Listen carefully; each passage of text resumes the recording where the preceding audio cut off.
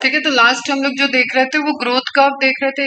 हम तुम्हें रिवाइज करा दे यहाँ पे, जो अभी हमने लास्ट में तो थोड़ा फास्ट हो गया था, जो आपने इनिशियली देखा था that is the linear growth curve. इसके लिए एक पॉइंट आपको हमेशा याद रखना, जब भी आप ग्रोथ होगा स्टार्ट, तो it is never started with zero. तो आपको ऐसे कर्व जीरो से, ओरिजिन से स्टार्ट होते हुए नहीं दिखेंगे।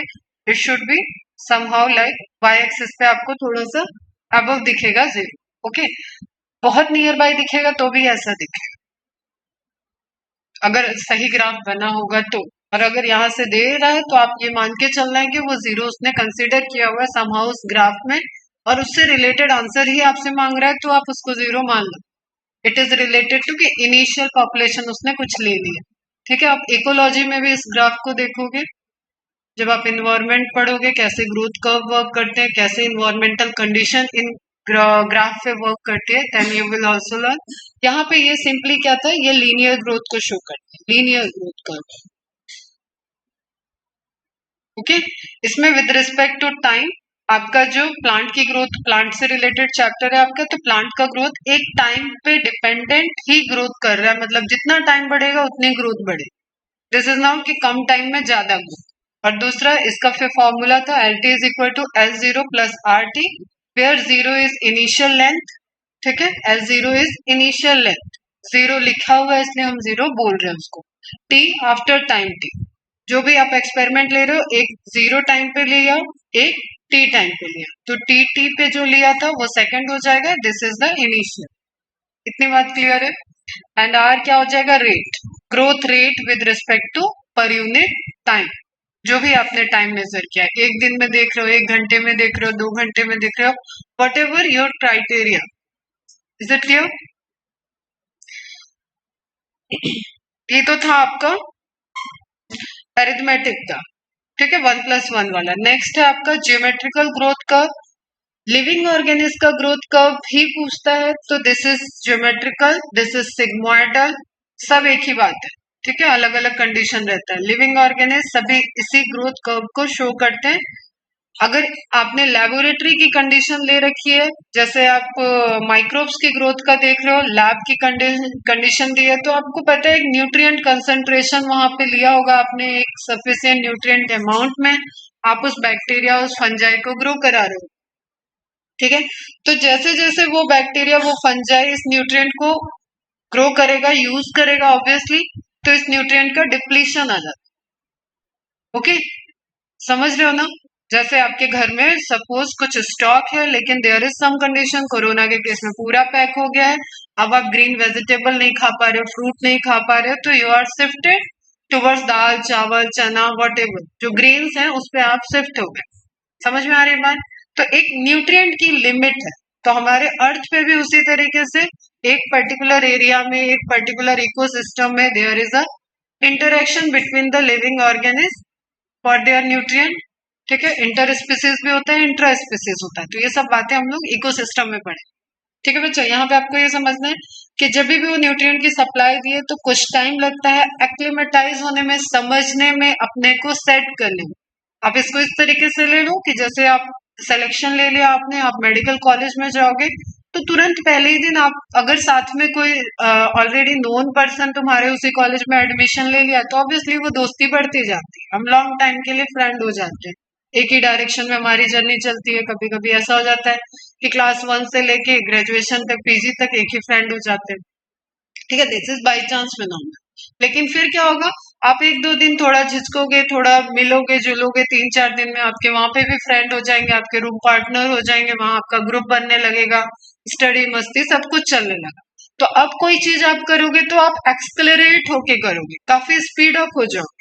लेकिन 1-2 दिन में आपको टीचर, आपको डिपार्टमेंट, आपको कॉलेज, बाउंड्री, कैंटीन सब कुछ समझने में टाइम लगेगा, किधर से राइट टर्न लेके कहाँ गए, लेफ्ट टर्न लेके कहाँ गए, तो आप उतने फास्ट नहीं हो।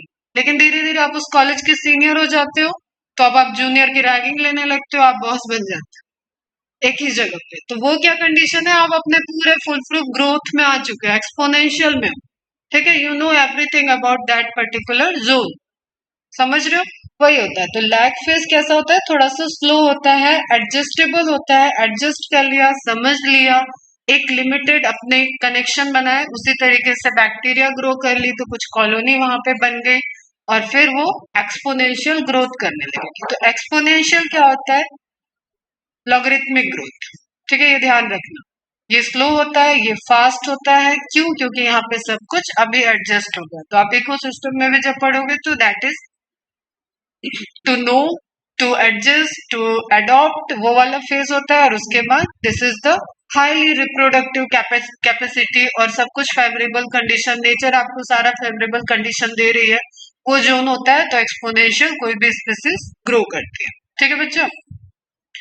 उसके बाद अगर ये चीज, जैसे हम न्यूट्रिएंट पे फिर से आते हैं बाद में, अगर न्यूट्रिएंट की सप्लाई बढ़ाई नहीं गई है और वो यूज होता जा रहा है, यूज होता जा रहा है, बैक्टीरिया कॉलोनी यहाँ 100 सपोज 1000 थे, यहाँ 10,000 हो चुके हैं, तो ये 10,000 का खाना खत्म हो रहा है।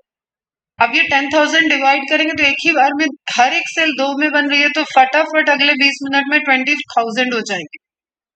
तो इनकी ग्रोथ के लिए न्यूट्रिएंट अगर आपको मेंटेन करना है तो आपको ये इंक्रीज करना। समझ में आया? नहीं तो ये डिप्लीशन में चला जाता है। डिप्लीशन में जाएगा तो एक lag phase, log phase, then adjustable phase, एक होता है एक्सेलरेट फेज। एक्सेलरेशन लेने में गाड़ी की स्पीड अपन धीरे धीरे बढ़ाते हैं ना, ऐसा नहीं कि स्कूटी किक मारा और तुरंत हाई स्पीड में चल गई, ऐसा नहीं करते। धीरे धीरे रोड पे आते हैं, धीरे धीरे जगह देखते हुए स्पीड को मेंटेन करते हैं। तो एक्सेलरेट हो रहा है, एक्सपोनेंशियल हुआ, एंड देन डी एक्सेलरेट होता है। इसको पता चल जाता है मीडियम को कि अब सप्लाई कम है, अब हमें थोड़ा एडजस्ट होके गुजारा करना है। और उसके बाद कांस्टेंट है, अगर आपने न्यूट्रिएंट मेंटेन कर दिया तो कांस्टेंट रहेगा, न्यूट्रिएंट कम है तो डेथ की तरफ आ जाएगा। This is the logistic growth curve, ध्यान रखना। इसलिए मैंने फिर से बताया तुम्हें डिटेल में, क्योंकि यही है लिविंग ऑर्गेनिज्म का ग्रोथ कर्व। हमारी पूरी पॉपुलेशन इसी तरीके से ह्यूमन पॉपुलेशन ग्रो कर रही है, इन्वायरमेंटल कंडीशन के स्ट्रेस तक जिस टाइम भी पहुंचेगी, एक कहते हैं कि कुछ ना कुछ इन्वायरमेंट अपने को बैलेंस करता है। जैसे कोरोना का आना, कोरोना का आना इकोलॉजिस्ट इवोल्यूशनरी स्टडी के according it is the balancing of nature. ठीक है, बहुत ज्यादा पॉल्यूशन बढ़ गया, बहुत ज्यादा मतलब डिसबैलेंस हो रही थी अर्थ, तो एक तरीके से बैलेंसिंग किया जा रहा है। जैसे आपने वो एवेंजर सीरीज में थानोस का अप्रोच देखा होगा, चुटकी बजा के उसने आधी कर दी जनता। तो जो भी नेचुरल रिसोर्सेज है, जनता ही आधी हो गई, तो आधे लोग उसमें आराम से जिएंगे, ये उसका मानना था। समझ रहे हो? Balancing is required. तो बैलेंसिंग अगर आपको चाहिए तो this is the critical zone. Critical zone critical level है, या कैरिंग कैपेसिटी बोलते हैं इसको, नेचर की कैरिंग कैपेसिटी। तो इससे ज्यादा नेचर नहीं लेगी। अगर इसके ज्यादा जा रहा है तो इसके ज्यादा बढ़ाना है तो यहाँ से 4 को मारना पड़ेगा। समझ में आई बात? तो ये हमने इन्वायरमेंटल अप्रोच से बता दिया। अब वापस ग्रोथ अप्रोच पे आए तो अपने acceleration, lag, log and exponential वाला लॉग फेज, और उसके बाद स्टेशनरी रहेगा। अगर वो ग्रोथ मेंटेन की जाएगी तो स्टेशनरी रहेगा, अदरवाइज अगर आप इसको स्टेशनरी नहीं रखते हो तो यहाँ पे डिक्लाइन आ जाएगा। एंड दिस इज द, यहाँ आप पेंसिल से खींच लो अपने में और उसको लिखो डेथ फेज। समझ में आई? समझ में आया? ये size, weight of the organ, plant का साइज, किसी ऑर्गन का साइज, सेल की नंबर, सेल का growth, what ever the condition, population की ग्रोथ, सब में यही हो रहा है। This is the restricted. ये जोन कैसा हो गया? ये नेचर का कैरिंग कैपेसिटी है। अगर आप एक्सपेरिमेंट कर रहे हो तो उस फ्लास्क का, उस बेयर का कैरिंग कैपेसिटी था इतना, इससे ज्यादा। जैसे जस्ट सपोज इस कमरे में मैं कहूँ कि मैं सिर्फ 40 बच्चों को पढ़ा सकती हूँ, 40 से ऊपर मुझे स्ट्रेंथ ही नहीं चाहिए, तो 38 आते आते मैं इस फेज में आ जाऊँ। समझना, ये ऐसे बढ़ रहा था। ठीक है, भर भर के एडमिशन आ रहे हैं, 10, 20, 30, 35, 38 से मुझे टेंशन होने लगी। ठीक, कि सर अब 2 बैच करूंगी, मैं नहीं पढ़ाऊंगी, मैं 40 से ज्यादा मुझे लेना ही नहीं। तो 38 से मैंने क्या किया, एडमिशन में क्राइटेरिया लगा दी। कोई अच्छा बच्चा आ गया तो ठीक है, आप इन कर लो। कोई ड्रॉप लिया है, कोई मेहनत करना चाह रहा है, कोई बाहर से आ रहा है, कुछ ऐसे आपको दिख रही है, तो मैं बोल रही थी जैसे सर को कि तब आप एडमिशन ले लेना। ठीक है, लेकिन अगर मुझे इसमें से कुछ करना है तो अब ये, क्योंकि एडमिशन प्रोसेस है तो हम यहाँ तो कैंसिल करने का रूल नहीं है, या तो हमें आइडिया हो कि हमारे पास 150 बच्चे आने वाले हैं, उसमें से हमें 40 ही हाईली लेना है, तो हम एंट्रेंस के एडमिशन के टाइम एक एंट्रेंस टेस्ट रख देंगे, बच्चे छट जाएंगे।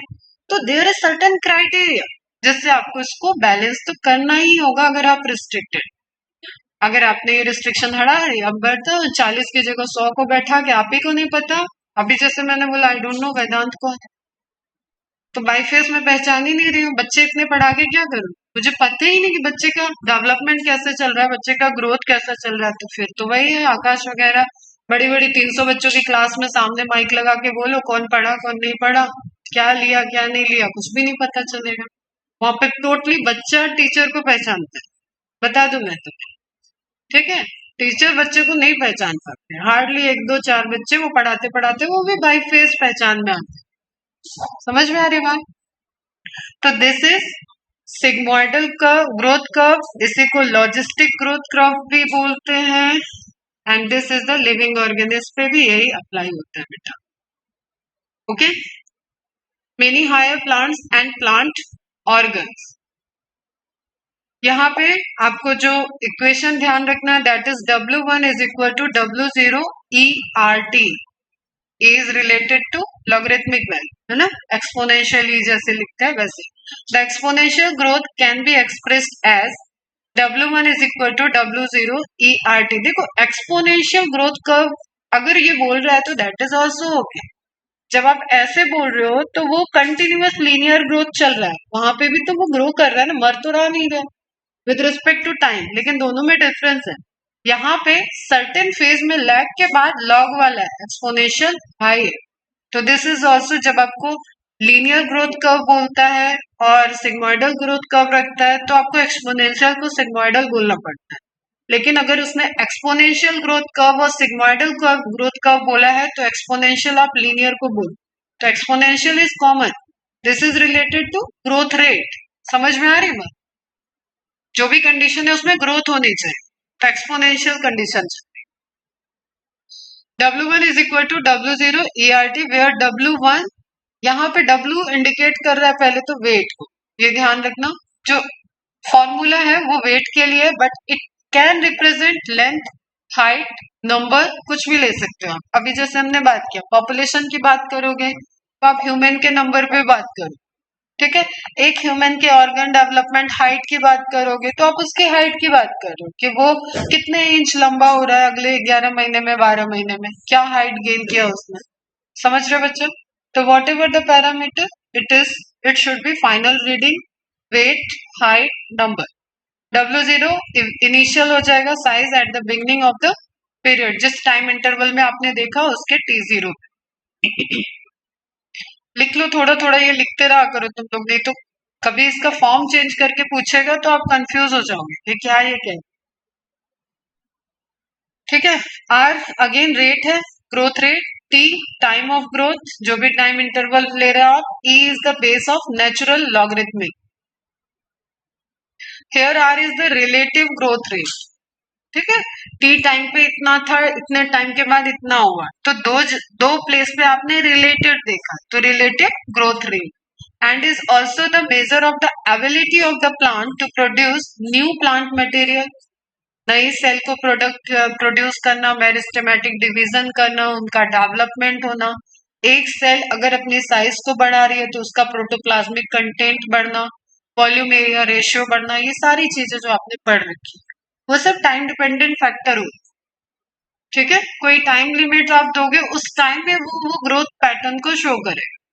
तो प्लांट का material, to produce new plant material, refer to as efficiency index. Mark कर लो इसको, एफिशिएंसी, उसकी कितनी एफिशिएंसी है नए प्लांट मटेरियल को प्रोड्यूस करने की। आप पॉपुलेशन में देखोगे तो नई प्रोजेनी को प्रोड्यूस करने के लिए, समझ रहे हो? ठीक है, कोई भी स्पीसीज कितने को फॉर्म कर, जैसे आज सुबह ही मैंने एक एग्जांपल दिया कि अगर नेचर इस तरीके से बैलेंस नहीं करेगी तो we are mammal, tiger is also mammal, lion is also mammal. क्यों नहीं लायन की पॉपुलेशन हमें गली गली दिख रही? सोचो टाइगर क्यों नहीं इस तरीके से ग्रो कर रहा है कि वो भी गली गली घूमता हुआ कुत्ते बिल्ली की तरह दिखना चाहिए? नहीं होता ना, क्योंकि नेचर ने बैलेंस किया है। वो अगर ज्यादा दिखने लगेगा तो हम नहीं दिखेंगे ऑब्वियसली, ठीक है। हम बाहर क्या निकलेंगे वही अटैक करेगा। तो दिस इज समहाउ कि नेचर की बैलेंसिंग है। तो नंबर ऑफ प्रोजेनी कितनी हो रही है, किसकी कैपेसिटी है, और फिर उसकी प्रोजेनी कितनी सरवाइव करेगी, समझ रहे हो। तो नेचर बैलेंस करता है। एक बैक्टीरिया इसमें लाखों में है, हमें नहीं फर्क पड़ रहा है, लेकिन अगर फिर से हम लायन की बात करते हैं, अगर एक लायन भी इस एरिया में आ जाए तो सबको फर्क पड़ जाएगा, समझ रहे हो, ठीक है। तो नेचर का बैलेंसिंग जरूरी है। तो जब आप पॉपुलेशन में बात करते हो तो it is a known as intrinsic potency, एक वर्ड वहां पे आता है, that is related to reproduction ability, fitness, जो इसी को डार्विन क्या बोलते हैं, फिटनेस, ठीक है। फिटनेस का मतलब इवोल्यूशन में it is not like muscle builder, मारने पीटने वाला एलिफेंट इज मोर फिट, ठीक है, tiger is more fit, dog is not fit, ऐसा नहीं होता। फिटनेस का मतलब एबिलिटी ऑफ रिप्रोडक्शन, समझ में आई बात। तो वही ऑर्गेनिज सस्टेन करेगा जिसकी रिप्रोडक्शन एबिलिटी ज्यादा होगी, जिसको फॉर्मेशन, जिसकी प्रोजेनी हेल्दी होगी। नहीं तो हर इंडिविजुअल का अपना लाइफ स्पैन है, वो उसको कंप्लीट करके एक्सटिंक्ट हो जाता। तो जब सेक्सुअल रिप्रोडक्शन होगा तो वेरिएशन आएगा, वेरिएशन आएगा तो प्रोजेनी में कैरेक्टरिस्टिक्स चेंजेस आते, ओके। तो यहाँ पे आपको क्या देखना है, efficiency index with respect to synthesis of new plant material, क्योंकि हम एक प्लांट की ग्रोथ की बात कर रहे हैं, पूरे जंगल पूरा पॉपुलेशन बात नहीं कर रहे, ठीक है। Hence the final size of W1 depends on the initial size W0, ये समझना, ठीक है। आप एक लिमिट के बाद, अगर देखो सीड से प्लांट बन रहा है तो आपको कम ड्यूरेशन में ज्यादा ग्रोथ दिखेगी, लेकिन एक प्लांट अपनी, जैसे मैंगो ट्री बन चुका है, तो अब आपको क्या दिखेगा, सिर्फ उसकी लीफ चेंज होंगी, फ्लावर चेंजेस होंगे, थोड़ी बहुत ब्रांचेस आती रहेंगी, और वो सालों साल इस तरह दिखेगा। लेकिन जब आपने वो प्लांट लगाया था तो 1 साल में इतना, 2 साल में इतना, 3 साल में इतना, तो आप एक्सपोनेंशियल ग्रोथ शुरू में देख रहे थे, और बाद में as per requirement little bit growth का रेट क्या होता है, डाउन हो जाता है। ये बात समझ में आई, ठीक है।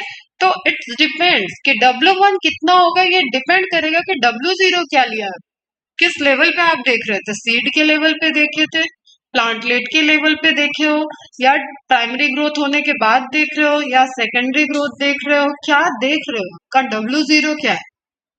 ये लाइन क्लियर है, ये सब एजर्शन रीजन में आते हैं क्वेश्चन,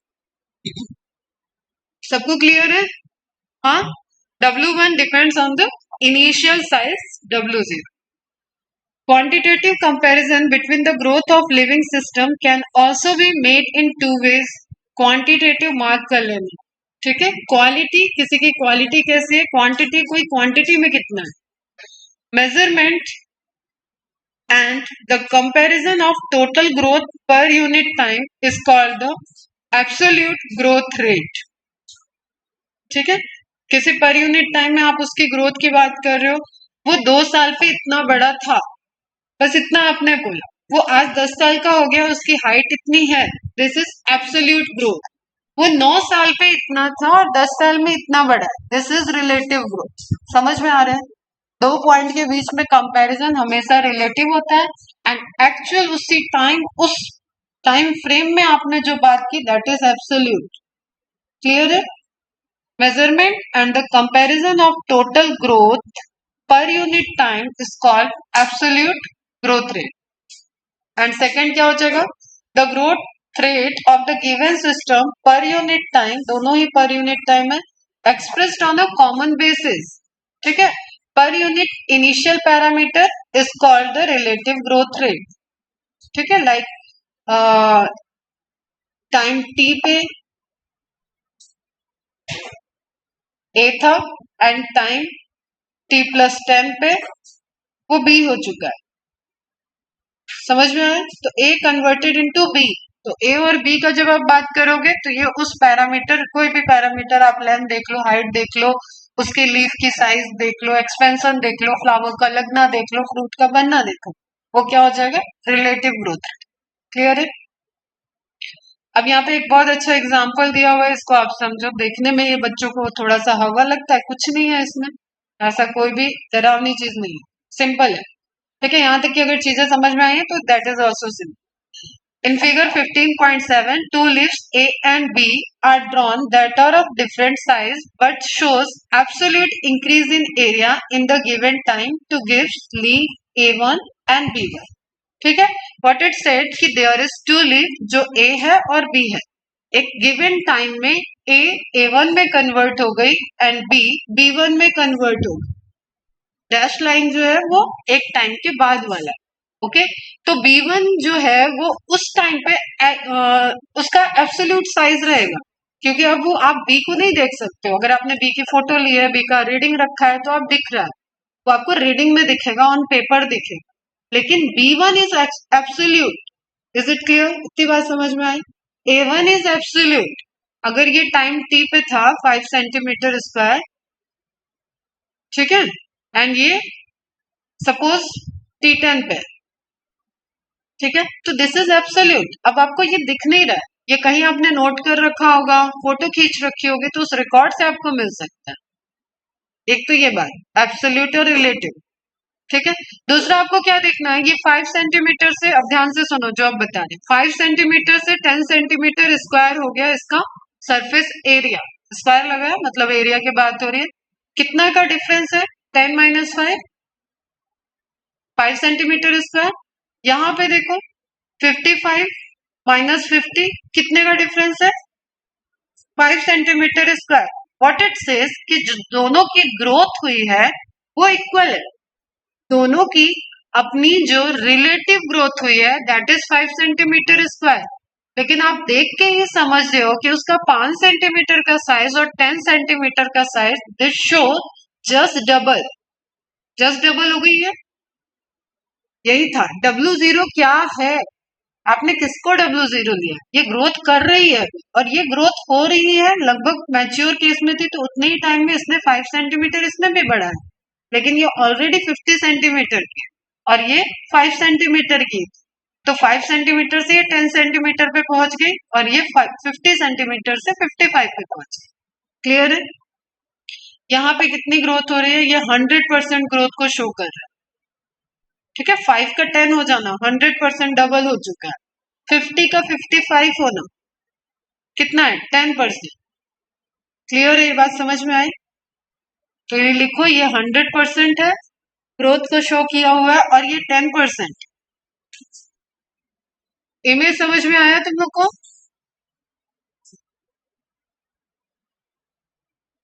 इमेज क्लियर है? Diagrammatic comparison of absolute and relative growth rate. Both leaves A and B have increased their area by 5 centimeter square in a given time to produce A1, B1 leaves. Time is constant for both. अगर आप सुबह आपने Sunday को ये देखा तो और अगले संडे को या ट्यूसडे को वॉच करना चाहते हो तो टाइम दोनों के लिए कांस्टेंट है. ये भी आप ट्यूसडे को देख रहे हो, ये भी आप ट्यूसडे को देख रहे हो, लेकिन ये लीफ इतनी ग्रो की है, ये लीफ इतनी ग्रो की है. जब आप उसका उसके रिस्पेक्ट में देख रहे हो तो रिलेटिव ग्रोथ दोनों का ही 5 सेंटीमीटर स्क्वायर का हुआ है, लेकिन उसका एब्सोल्यूट ग्रोथ उसका दोनों का ही 5 सेंटीमीटर स्क्वायर का चेंज दिख रहा है, लेकिन दोनों की रिलेटिव साइज में आप देख रहे हो डिफरेंसेस है. एक ने 100% ग्रोथ को शो किया है, एक ने सिर्फ 10% ग्रोथ को शो किया. ये इमेज ध्यान में रखना, जो मैंने एक्सप्लेनेशन दिया है वो भी ध्यान में रखो. अब इसको थ्योरी में देखो. However, one of them shows much higher relative growth rate, जो 100%. ठीक है, which one and why? कौन सी है? A. ठीक है, तो which one पे लिखो A and Y पे लिखो it shows 100% growth, 100% increase in growth.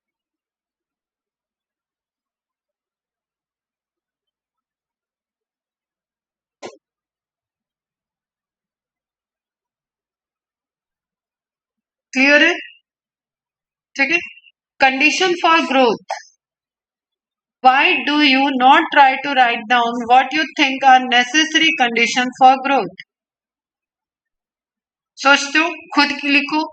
क्या लिख पाओगे? क्या क्या आएगा? अभी इतनी फिजियोलॉजी अपन ने पढ़ ली है, एनाटॉमी, मॉर्फोलॉजी सब पढ़ ली है. तो अगर आप खुद से लिखने बैठते हो तो भी आप बहुत कुछ 10 पॉइंट तो आराम से लिख दो कि ग्रोथ के लिए टिश्यू चाहिए, ग्रोथ के लिए जाइगोटिक डिवीजन चाहिए, जाइगोटिक डिवीजन के बाद रेडिकल प्लूम्यूल का फॉर्मेशन चाहिए, उसका फेवरेबल कंडीशन चाहिए, वहां डिवीजन होगा, आपका ज्योमेट्रिक ग्रोथ होगा, देन एरिथमेटिक ग्रोथ तक मेरिस्टेम आ जाएगा, फिर टिप पे और मेरिस्टेमेटिक रीजन लोकेशन के अकॉर्डिंग मेरिस्टेमेटिक डिवीजन होगा, फिर परमानेंट सेल बनेगी, परमानेंट सेल ग्रोथ करे, और इन सब प्रोसेस में मिनरल्स चाहिए, इन सब प्रोसेस में न्यूट्रिशन चाहिए, सेलर रेस्पायरेशन चल रहा होगा, लिविंग सेल है, ठीक है, फोटोसिंथेसिस हो रही होगी जहां क्लोरोप्लास्ट अवेलेबल है, और धीरे धीरे पूरे प्लांट का डेवलपमेंट स्टार्ट हो गया होगा और प्लांट की लीफ वगैरह फॉर्म होके सारे अपने अपने फंक्शन के अकॉर्डिंग फंक्शन कर रहे हो। इतनी चीजें तो आपको ऐसे ही आ जाएंगी। तो वही लिख रहा है कंडीशन फॉर ग्रोथ।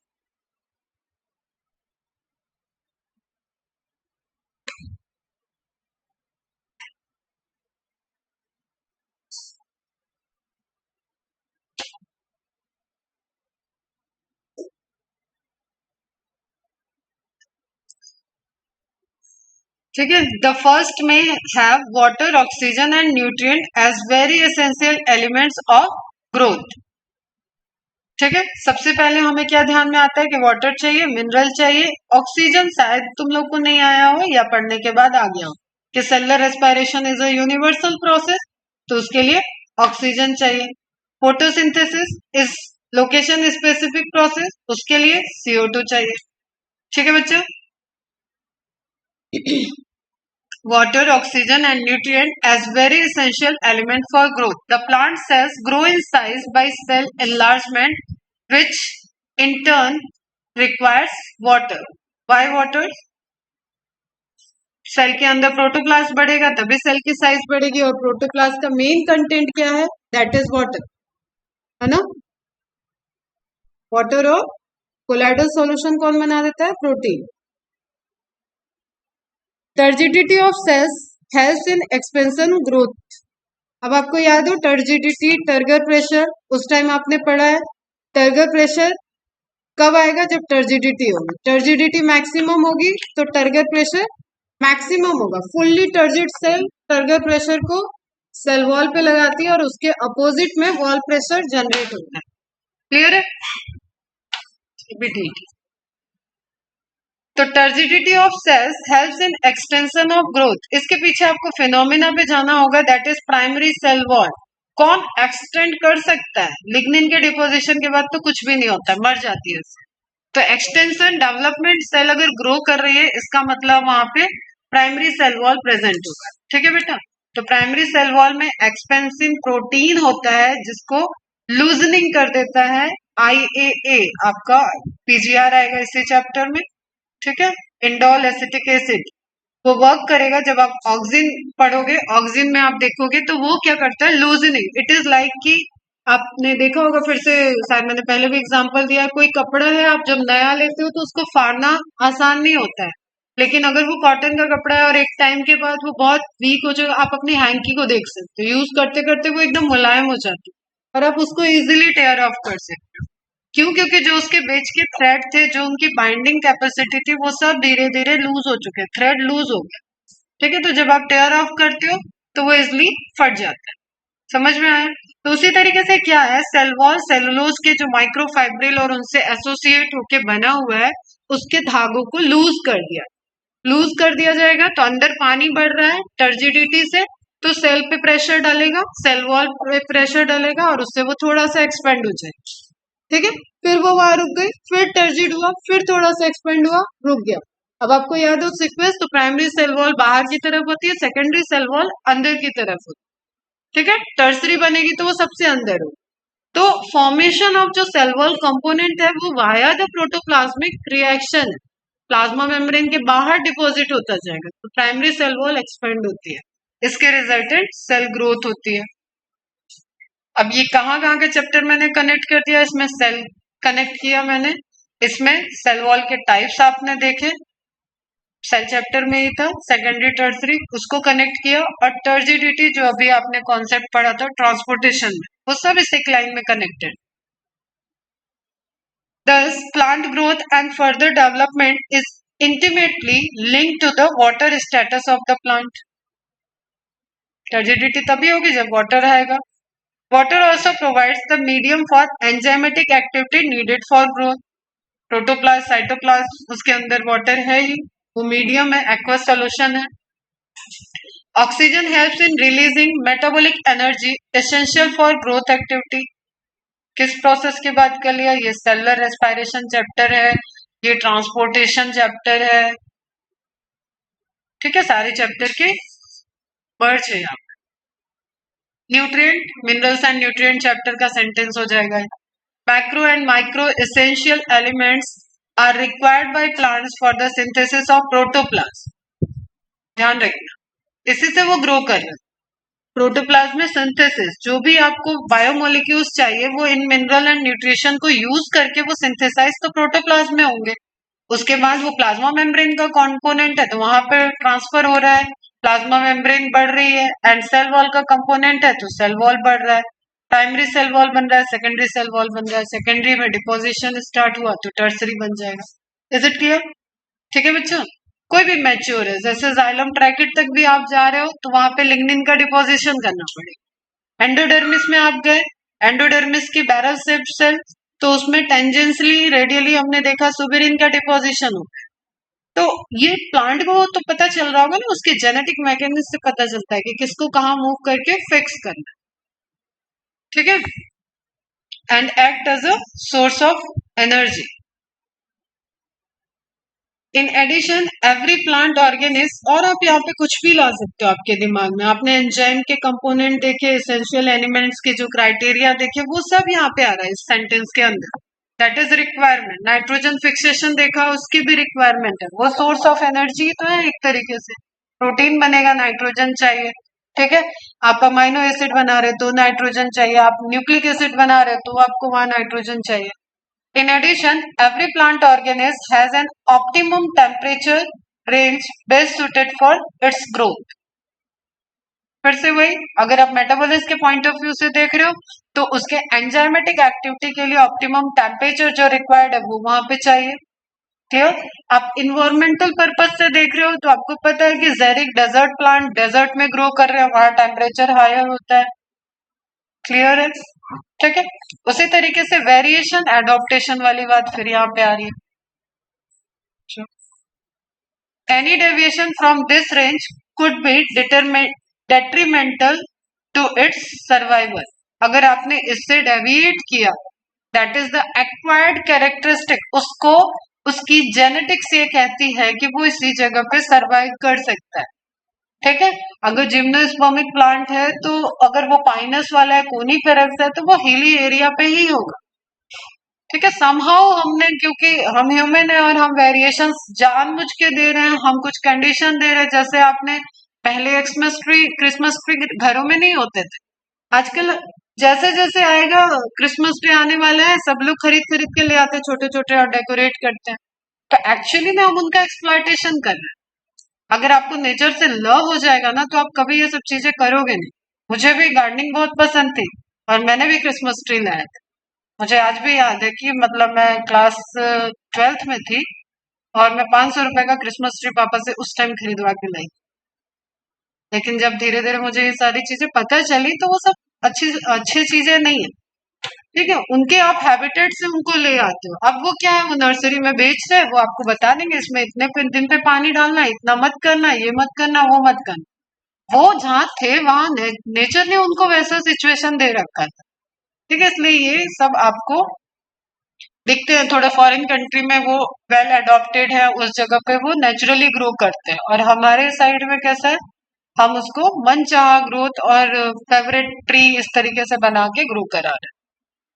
तो any deviation from this range, अगर आपको कुछ और नहीं तो metabolic activity and enzyme activity dependent on the temperature, pH, इतना भी ध्यान है तो you can relate it. Metabolism उसकी डेविएट कर जाएगी. ठीक है, डेविएट करेगी, चेंज हो जाएगी. जस्ट आप कहीं पे भी इसको अप्लाई करो, आप खुद पे अप्लाई करो. अगर यहाँ पे बहुत ज्यादा कोई गर्म है, ब्लोवर चला दूं मैं तो हम सब क्या पढ़ पाएंगे, या बहुत एसी का टेम्परेचर लो है, ठंड लग रही है तो भी हम नहीं पढ़ पाएंगे.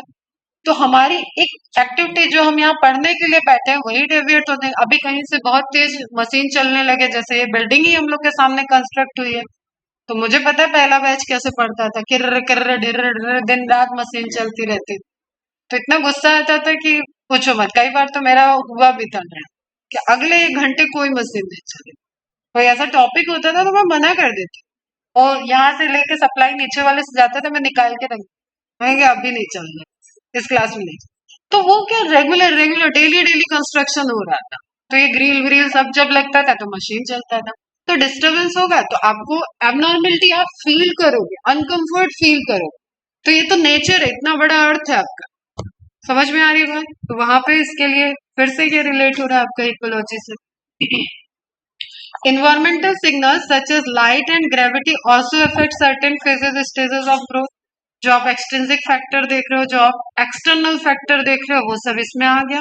टेम्परेचर, रेन, किसी एरिया में कितनी बारिश हो रही है, ठीक है, किसी एरिया का क्या टेम्परेचर रह रहा है, स्नो पड़ रहा है, क्या हो रहा है, वो सब उसको डिफाइन करेगा कि वहां पे वहां का वेजिटेशन कैसा होना चाहिए। जैसे सिंपल सी चीज, पोलर बियर को आप आर्कटिक से यहाँ लाके रत्नागिरी में नहीं रख सकते, नहीं हो सकता है, उसका वही हैबिटेट, पोलर बियर वही रहेगा, ठीक है। अब ये भी कॉन्सेप्ट आपका पढ़ा हुआ है, differentiation, D differentiation and re differentiation, कुछ बेसिक लेक्चर में पढ़ा हुआ है, बेसिक कोर्स जब किया था, कुछ हम नॉर्मली बताते ही रहते हैं, मेरिस्टेमेटिक में कैसे चेंज होते हैं वो वाली, ठीक है। तो जस्ट इसको आप मार्क कर लो, गलती यहाँ पे नहीं करनी है, टर्मिनोलॉजी एकदम क्लियर होना चाहिए। हम बार बार कहते हैं बायो आप किसी हेडिंग से जीत जाते हैं, इसके बाद तो आपको कुछ ऐसे टर्म्स हैं, कुछ ऐसे डेटा हैं, कुछ ऐसे एग्जाम्पल हैं जो आपको याद रखें, कॉन्सेप्ट के आप स्ट्रांग हो जाते, क्लियर है। तो डिफरेंशिएशन मतलब जो सेल डिवाइड की हुई सेल है वो अपने आप को डिफरेंशिएट करेगी, तो differentiation about permanent cell, is it clear. Dedifferentiation about permanent cell turns into meristematic cell, कहाँ देखा है, सेकेंडरी ग्रोथ में, लोकेशन बताओ, इंटरफेसिकुलर, पिथ वाला, पिथरेज वाला, और कॉर्टिकल लेयर्स में देखा था हमने, ठीक है, कॉर्क का बना, फेलोजेन का बना, that is the D differentiation process, okay. और वो मेरिस्टेमेटिक सेल अगर हम बोल रहे हैं कि सेकेंडरी जाइलम सेकेंडरी फ्लोएम बनाई, तो वो क्या हो गया उसका री डिफरेंशिएशन, क्लियर है बच्चों, इसी चीज को अपने को पढ़ना है, तो ये टर्म क्लियर है बच्चों। The cells derived from root apical and shoot apical meristems and cambium differentiate and mature to perform specific function. ये बात आई थिंक सबको क्लियर हो। सेल जो डिराइव्ड हुई है कहाँ से, रूट एपिकल से शूट एपेक्स से, ठीक है। कौन है वहां पे, मेरिस्टेमेटिक टिश्यू है, वो डिवाइड करके दे रहे हैं, वो क्या कर रही है, अपने आप को डिफ्रेंशिएट कर रही है और मैच्योर हो रही है, किसके अकॉर्डिंग, अपने लोकेशन, अपने स्ट्रक्चर के अकॉर्डिंग क्या करेंगी, एक पर्टिकुलर फंक्शन करेंगी, ठीक है। तभी हम कह रहे हैं कि ग्राउंड टिश्यू वाले ग्राउंड टिश्यू है, वेस्कुलर बंडल वाले वेस्कुलर बंडल है, okay.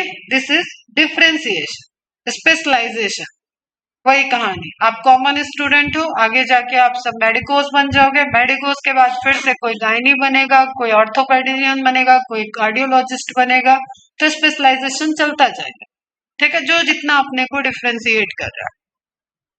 During this act leading to maturation is termed as differentiation, is it clear, this is maturation, permanent cell, clear है सबको। During differentiation cells undergo few to major structural changes both in their cell wall and protoplasm, तभी तो वो अपने specific attend करेगा। Class 6 के बच्चे, वो भी अलग अलग नहीं है, बहुत कॉमन है, सोशल स्टडी से लेके इन्वायरमेंटल, वैल्यू एजुकेशन और सब कुछ पढ़ रहे हैं कॉमन क्लास में, उसमें अभी कुछ को शायद पता हो, कुछ को क्या, मैक्सिमम को नहीं पता होगा कि उनको बड़े होके क्या बनना है, ठीक। वो किसी से बहुत इन्फ्लुएंस होंगे, कुछ ऐसा उनसे टकराया होगा तो उनको पता होगा कि उनको क्या बनना है, लेकिन 6th क्लास के बच्चे हम कह लें कि नॉर्मल, ठीक, या पेरेंटल एक कोई हायरार्की ट्री नहीं चला आ रहा है, डॉक्टर का बेटा डॉक्टर, डॉक्टर का बेटा डॉक्टर, वो वाला नहीं होगा तब तक वो भी, नहीं तो बच्चे चिढ़ भी जाते हैं इसमें। ठीक है, वो पेरेंटल प्रेशर आ जाता है कि भाई मम्मी भी डॉक्टर, पापा भी डॉक्टर, मामा भी डॉक्टर, चाचा भी डॉक्टर, सबने बचपन से दिमाग खराब कर रखा, मुझे डॉक्टर नहीं बनना। ठीक है, जैसे मेरी सिस्टर को बहुत क्लियर था, मुझे बायो भी नहीं पढ़नी, मुझे मैथ्स भी नहीं पढ़नी। हम लोग बोलते ठीक है क्या पढ़ना है, तो पता नहीं कहाँ से उसको दिमाग में आया मैं लॉ करूँ। क्लास 7th 8th में ही मैं लॉ करूँ, मैंने कहा ठीक है अभी पढ़ो, तो 9th की 10th की 11th में मैंने कहा अब क्या लोगी, लॉ करोगी तो भी तो कुछ तो लेना पड़ेगा, आर्ट्स में जाओगी, तो बोलती नहीं मैं मैथ्स ले लेती हूँ। मैंने कहा ठीक है, अब मैथ्स लेके बोलती है मैंने मैथ्स क्यों लिया, मैंने कहा मुझे क्या पता। 11th 12th की फिर क्लैट क्वालिफाई की, फिर लॉ कंप्लीट हो गया, और अभी रिसेंट में उसको दिल्ली यूनिवर्सिटी में एलएलएम के लिए एडमिशन मिल गया। तो उसने हम लोगों से एकदम डिफरेंट लाइन निकाल दी, हमारे घर में कोई वकील नहीं है, कोई लॉ फील्ड में नहीं, सभी ऐसे इंजीनियर डॉक्टर या एमबीए वाले इस तरीके से है, फार्मा में है। तो एक अलग ही लाइन निकाल दी उसने। तो उसने नहीं निकाली, एक्चुअली मेरे चाचा के बेटे ने निकाली, और वो दोनों एक दूसरे से बहुत अटैच है, तो वो दोनों अब थोड़ा लॉ फील्ड में जा रहे। तो इस तरीके से क्या हुआ, उनका डिफरेंशिएशन उन्होंने डिफरेंट कर लिया, अलग तरीके का स्पेशलाइजेशन कर लिया। समझ में आ गया। तो आपको पता है सेल के लेवल पे, अब जैसे सेल के लेवल पे क्या हो, सेल वॉल पे डिपोजिशन क्या होना है, सेल का स्ट्रक्चर कैसा होना है, अगर उसको ट्रैकेट बनाना है तो वो ट्रैकेट की तरफ जाएगा, जाइलम पैरेन्काइमा है तो वो पैरेन्काइमा बिहेवियर करेगा, वेसल बन रहा है तो वो फ्यूजन स्टार्ट करके वेसल पाइपलाइन बनाएगा। ठीक है, फाइबर बनाना है, मैकेनिकल सपोर्ट करना है, तो वो लॉन्ग लॉन्ग थ्रेड फाइबर जैसे स्ट्रक्चर में कन्वर्ट हो जाएगा। तो ये सब कहाँ पे हो रहा है, ये उनके protoplasmic reaction, cell wall deposition, mainly यहीं पे चेंजेस हो रहे हैं प्लांट के केस में। क्लियर है बच्चे। फॉर एग्जाम्पल वही लिखा भी है यहाँ पे, मार्क कर लो आप। ट्रैकियरी एलिमेंट, ट्रैकियरी एलिमेंट हम बोलेंगे तो इसमें कौन कौन आ जाएगा, xylem vessel and xylem brackets. ठीक है, hadrome, the cells would lose their protoplast, क्यों, क्योंकि वो डेड सेल्स है, डेड है, तो धीरे धीरे अपने ही डिपोजिशन की वजह से उनका बाहरी एक्स्ट्रा सेलुलर इंटरेक्शन सब बंद हो गया, और धीरे धीरे उनका प्रोटोप्लास्ट खत्म हो गया, lose their protoplast. They also develop a very strong elastic lignocellulosic secondary cell wall. Mark कर लो, वेरी स्ट्रॉन्ग इलास्टिक, इलास्टिसिटी समझ में आया तुम्हें, तुम्हें ये कॉन्सेप्ट वैसे मैंने बताया नहीं जी। हाँ, जब जाइलम वेसल में पानी मूव कर रहा है, ठीक है, आपका पाइप आपने ऑन किया है, तो आपको वहां पे पानी का एक वॉल पे प्रेशर भी तो लग रहा है ना, उससे आप देखते हो पाइप का साइज, जितना उसकी साइज है वो अटेंड कर लेता है, प्रेशर कम करते वो लूज हो जाता है।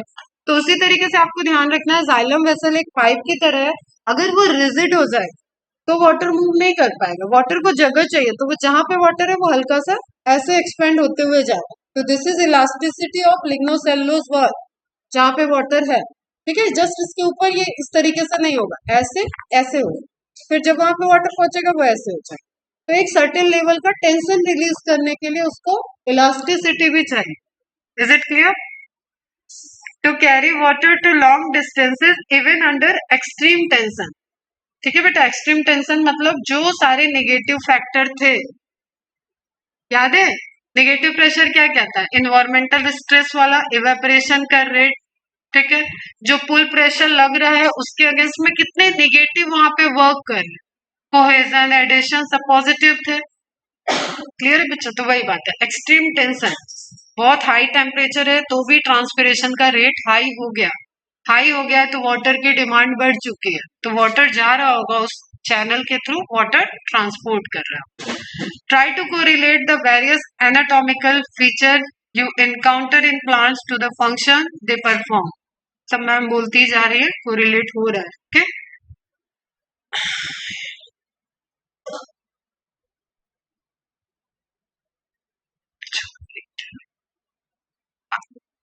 plants show another interesting phenomena, the living differentiated cells that by now have lost the capacity to divide can regain, underline करना, regain the capacity of division।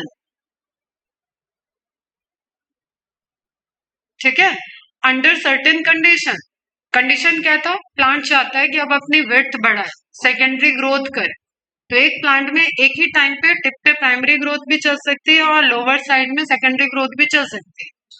समझ रहे हो ना, देखा हुआ है इस तरीके का एनाटॉमिक सेक्शन। तो अंडर सर्टेन कंडीशन ध्यान रखना है, retain their division capacity, this is about the pithrage, this is about the formation of cork. Okay, this phenomena is termed as dedifferentiation. ठीक, ये लिखा था मैंने, retain their meristematic activity again, तो permanent cell से उसको meristematic cell में convert कर देना, दिस इज डी डिफरेंशिएशन। याद रखना डिफरेंशिएशन वर्ड आएगा परमानेंट के साथ, डिफरेंशिएशन, ठीक है। तो डी डिफरेंशिएशन और री डिफरेंशिएशन हालांकि इसमें भी है, तो डी डिफरेंशिएशन आप सिर्फ ऐसा रखोगे जो कि है परमानेंट सेल का मेरिस्टेमेटिक सेल में बनना, डी वाला। ओके, अकेला डिफरेंशिएशन क्या है, मेरिस्टेमेटिक से परमानेंट का बनना, अपने को डिफरेंशिएट करना। अगर सिर्फ इसको तुमने पकड़ा तो दूसरा क्या होता है, री, आप कोई चीज रिकंस्ट्रक्ट करते हो ना, तो उसके आगे आप डी नहीं लगाते हो, री लगाते हो, रीजनरेटेड, रिक्रिएटेड, ठीक है। तो दोबारा अगर आपने उसका परमानेंट सेल बनाया मेरिस्टेमेटिक सेल से, तो क्या आएगा, रीडिफरेंशिएशन। तो differentiation, redifferentiation that is related to formation of permanent cells, and dedifferentiation क्या हो गया, परमानेंट सेल्स को दोबारा मेरिस्टेमेटिक सेल कन्वर्ट करना। For example, formation of meristem, interfascicular cambium and cork cambium from fully differentiated parenchyma cell. अब ये सब आपको याद है, लिविंग में ही हो सकता है, तो पैरेन्काइमा सेल को यूज करेंगे वहां पे। While doing so, such meristem tissues are able to divide and produce cells that once again lose the capacity to divide, but mature to perform specific functions. ठीक है, मेरिस्टेमेटिक सेल बनी थी, फिर से डिवाइड करेगी, अगेन एक उसमें से मेरिस्टेमेटिक सेल रह जाएगी, दूसरी परमानेंट में कन्वर्ट हो जाएगी, तो वो लूज कर जाएगी capacity of division. Is it clear? Okay, और फिर से अपने को डिफरेंशिएट कर रही, फिर से क्या, वो नई सेल अब अपने को डिफरेंशिएट कर रही है उस रीजन में जो आपका फेलोडर्म फॉर्म हो रहा है, जो आपका secondary xylem, secondary vascular phloem या आपका सेकेंडरी मेडुलरी रेस बन रहा है। तो उन सभी केस में वो क्या हो गई, redifferentiate. List some of the tissues in a woody dicot plant, पता है हमें डाइकॉट प्लांट और जिम्नोस्पर्म प्लांट है जो सेकेंडरी ग्रोथ को शो करते हैं, तो ये लिखा हुआ है woody dicot plant that are the products of redifferentiation. मैंने बता दिया, अब तुम लिख लो उसको, क्या क्या होंगे रीडिफरेंशिएशन से बनने वाले, secondary xylem, secondary phloem, phelloderm, phellem, ठीक है, और फेलम और फेलोडर्म हर साल बनता है, मतलब कॉर्क कैम्बियम आपकी हर साल बनेगी, लेकिन वेस्कुलर कैम्बियम नए टिश्यू को ऐड करते हैं, नए जाइलम और नए फ्लोएम को ऐड करेंगे, ठीक है। तो मतलब you can it relate with the secondary cortex, secondary xylem, secondary phloem, और सेकेंडरी कॉर्टेक्स को ही आप क्या बोलते हो, और स्पेसिफिक करोगे तो अंदर की तरफ फेलोडर्म, बाहर की तरफ फेलम, ठीक है। लेंटिसेल्स आप लिख सकते हो, लेंटिसेल्स भी इन्हीं के मॉडिफिकेशन से बनेगा फेलम में, लेंटिसेल्स। तो ये सारे जो टिश्यू नाम स्ट्रक्चर आप ऑलरेडी पढ़ रखे हो, वो सब रिजल्टेंट ऑफ प्री डिफरेंशिएशन, वो टिश्यू नहीं। अब यहाँ पे डी डिफरेंशिएटेड स्ट्रक्चर कौन से है, कॉर्क कैम्बियम और vascular cambium, that is D differentiate. Okay, रीडिफरेंशिएशन से क्या बने हैं, तो आपका क्वेश्चन का आंसर बदल जाए, वो परमानेंट सेल होंगे जो सेकेंडरी ग्रोथ में बने हो। What would you call the parenchyma cells that are made to divide under controlled laboratory condition during plant tissue culture? Answer लिख लो कैलस, अभी हम बताते हैं कैसे बनता है। ये टेक्नोलॉजी है ना, प्लांट टिश्यू कल्चर, लेबोरेटरी की बात ही कर दिया, मतलब it is dealing with the biotech, biotechnology का एक ब्रांच है प्लांट टिश्यू कल्चर। ठीक है, टिश्यू कल्चर है, टिश्यू कल्चर के अंदर प्लांट टिश्यू कल्चर और एनिमल टिश्यू कल्चर आता है। चलो अभी मैं तुम्हें थोड़ी सी चीजें बता दूं। पहले तो ये विजिबल है क्या? ट्यूबलाइट बंद कर दो तो और दिखेगा। यहाँ पे आपको दिख रहा है एक x plant. X plant is a part of plant. ठीक है, प्लांट के किसी पार्ट से आपने मतलब किसी पार्ट से आपने टिश्यू ले लिया, दैट इज एक्स प्लांट। इसकी भी क्या है, कैसे जनरेट होता है, कैसे बनता है, वो अपन बायोटेक में बात करेंगे थोड़ा बहुत, लेकिन अभी आप यहाँ पे समझो एक्स प्लांट। ठीक है, एक पोर्शन इससे ले लिया और इसको अब इसके पास ना रेडिकल है ना प्लूम्यूल है, इसको आप फेवरेबल कंडीशन भी दोगे तो ये ग्रो कैसे करेगा? लेकिन हम टेक्नोलॉजी यूज करके जा रहे हैं इससे प्लांट बनाने। ये सीड भी नहीं है, लीफ से हमने एक पार्ट ले लिया। ठीक है, तो कौन सा पार्ट होगा? पैरेन्काइमेटस पार्ट होगा, मेसोफिल हो सकता है। ओके, तो हमने लीफ से पार्ट ले लिया, उसको एक कल्चर मीडियम प्रोवाइड किया। क्या प्रोवाइड कर दिया बेटा? Culture medium. अब उस कल्चर मीडियम में जरूरी है कि हार्मोन प्रेजेंट जो इंडक्शन करे, जो रेडिकल और प्लूम्यूल की जिम्मेदारी ले। ठीक है, तो कल्चर मीडियम में न्यूट्रिएंट होगा, उसको जो मिनरल जो सॉइल से ले रहा था वो सब होगा, वाटर होगा, एंड लेबोरेटरी की कंडीशन में अभी हमें फोटोसिंथेसिस नहीं करानी है इसलिए लाइट की नीड नहीं है। क्लियर है? लेकिन वो लिविंग सेल है तो वो सेलुलर रेस्पिरेशन वहां पे करेगी, तो ऑक्सीजन की सप्लाई मेंटेन करना है। तो मीडियम दिया और उनमें कैपेसिटी ऑफ डिवीजन इंड्यूस करा दी। ठीक है, ये परमानेंट सेल थी, एक्सप्लांट से हमने लिया, परमानेंट सेल थी। whatever why whatever it is, even it is a interfascicular cambium, तो भी हम उसको इंड्यूस करेंगे ना कि वो मेरिस्टम हो जाए, क्योंकि वो सेल से वो प्लांट से बाहर आ चुकी है, तो अंडर जेनेटिक कंट्रोल नहीं है। ठीक है बच्चा, तो कैपेसिटी ऑफ डिवीजन को हमने रिटेन कराया, अब ये जेनेटिक कंट्रोल में है, अब ये सेल इंड्यूस हो गई, it's act like a embryo. समझना, ठीक है, सेल है एक सिंगल सेल, अगर हमने ले ली, एक्सप्लांट ग्रुप ऑफ सेल रहता है, तो यहीं से हम सिंगल सेल कल्चर भी करते हैं। तो एक सिंगल सेल पे अगर आपने वर्क स्टार्ट कर दिया, और ऑब्वियसली सुनने में ही ये टफ लग रहा होगा तुम्हें, तो आप लेबोरेटरी में ये सब ऐसे एक ही बार में नहीं हो जाता, तो हम कई अटेम्प्ट करते हैं। ठीक है, जैसे यहाँ तक कैलस के फॉर्मेशन तक का काम मैंने भी जबरदस्ती किया था, लैब में ही नहीं जाने को देती थी मैम। ठीक है, तो मैंने भी बोला मैम हम तो बायोटेक किए हैं ना, तो बायोटेक में कब तक आप थेरी थेरी करा? तो मैं टॉपर भी थी, मैंने थोड़ा डिबेट भी किया, वीसी को कंप्लेन भी कर दिया कि लेबोरेटरी खुलती नहीं है बच्चों के लिए ये वो, तो फिर वो ग्रुप बना दिया कि ठीक है। तो मेरा एक्सपेरिमेंट यहीं तक पहुंचा, तो इसके बाद मैम ने बोला 100 पूरा हो गया, बाहर आ जाओ, हमारे पास इसके आगे की टेक्नोलॉजी नहीं है। वो सिर्फ दिखाने के लिए होता है ना कि सर्टिफिकेशन मिल जाए, अप्रूवल मिल जाए कॉलेज को, तो लैब बनी होनी चाहिए तब बायोटेक चलेगा। तो बायोटेक की लैब को मेंटेन करने में ही करोड़ों का खर्चा है, तो वो सब चीजें थी वहां पर।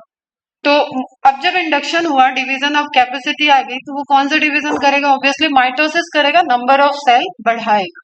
तो एम्ब्रियोनिक डिवीजन की तरह ये एम्ब्रियो की तरह, ये जाइगोट की तरह वर्क करने लगा और एम्ब्रियो बन गया। एम्ब्रियो नहीं है ये, ध्यान रखना, दिस इज नॉट एम्ब्रियो। यहाँ स्पेसिफिक अभी जोन नहीं है कि रेडिकल और प्लूम्यूल है। तो ये क्या बन जाता है? एक एमॉर्फस ग्रोथ ऑफ सेल्स, जो आपका क्वेश्चन पूछा है कि पैरेन्काइमेटस सेल्स, जो बंच ऑफ पैरेन्काइमा सेल बनी टिश्यू कल्चर टेक्निक में, अभी they don't have the zone कि वो रूट बनाएंगे कि शूट बनाएंगे, उसको आप क्या बोलते हो? तो that structure is known as callus. तो लिख लो ये वहां पे पूरा, एमॉर्फस ग्रोथ ऑफ सेल या amorphous mass of cell is known as callus. ठीक है बच्चों, अब इसको साइटोकाइनिन और ऑक्सिन हार्मोन से ट्रीट कर देते हैं। नेम इंडिकेट कर रहा है, अभी थोड़ा साइटोकाइनिन आप पकड़ सकते हो, साइटोकाइनेसिस। ठीक है, सेल डिवीजन में आपने पार्ट देखा है, कैरियोकाइनेसिस, साइटोकाइनेसिस, तो सेल को और डिस्टिंग्विश करके ग्रो कराना। अब ये दोनों रिस्पॉन्सिबल है रूट और शूट के फॉर्म करने के लिए। तो अगेन रेडिकल प्लूम्यूल नहीं था, तो हमें induction of root and shoot formation करना पड़ेगा। अब वो छोटे सा पोर्शन जो कैलस लाइक स्ट्रक्चर था, उसमें एक जोन पे रूट बनने लगी, एक जोन पे शूट बनने लगा। अब वो आगे, ये सब टेस्ट ट्यूब में हो रहा है, ठीक है, पहले प्लेट में हुआ, प्लेट से आप टेस्ट ट्यूब में ट्रांसफर करो, या प्लेट में भी, पेट्री प्लेट में भी होता है, और उसके बाद आप वहां से रूट टिप और शूट टिप को मेरिस्टेमेटिक डिवीजन के लिए अलाउ कर दियो, क्योंकि जनरेट हो चुका है, तो आपका रिजल्टेंट एक प्लांटलेट बन जाएगा। इसको प्लांट नहीं बोलते, प्लांटलेट। ठीक है, और ये जो छोटे से अमाउंट में हुआ, that's why this process is known as micro propagation. ये भी नोट करो, पूछा गया है, माइक्रो प्रोपगेशन।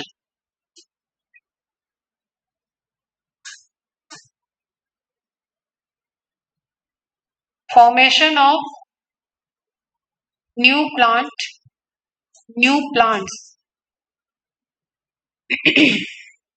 in laboratory। ठीक है, अब इनको फील्ड में लगा देंगे, ट्रांसफर कर देंगे, तो वो फील्ड में डेवलप होने लगेगा। इसके आप दो अप्रोच पढ़ोगे, एक आप प्लांट हस्बेंड्री में पढ़ोगे, एक बायोटेक में पढ़ो। जब जीन को हम मैनिपुलेट करके पढ़ाएंगे तो बायोटेक्नोलॉजी हो जाएगी, और आपने फ्यूजन कराया, गैमेट का सीड बनाया और वहां से प्लांट को जर्मिनेट करा और फिर उसको फील्ड में लगा दिया, तो वो हाइब्रिडाइजेशन टेक्नोलॉजी हो जाए। क्लियर है बच्चा, ये समझ में आ गया?